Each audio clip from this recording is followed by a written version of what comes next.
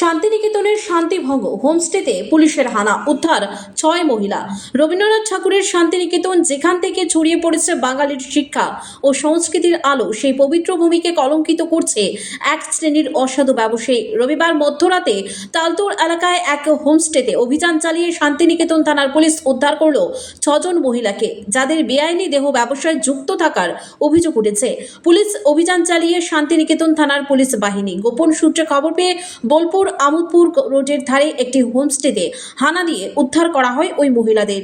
পাশাপাশি হোটেলের মালিক ও ম্যানেজারকে গ্রেফতার করা হয়। পুলিশ সূত্রে জানা যায়, দীর্ঘদিন ধরে ওই এলাকায় কিছু হোটেল ও হোমস্টেতে বেআইনি কাজকর্ম চলছিল বলে অভিযোগ ছিল স্থানীয়দের।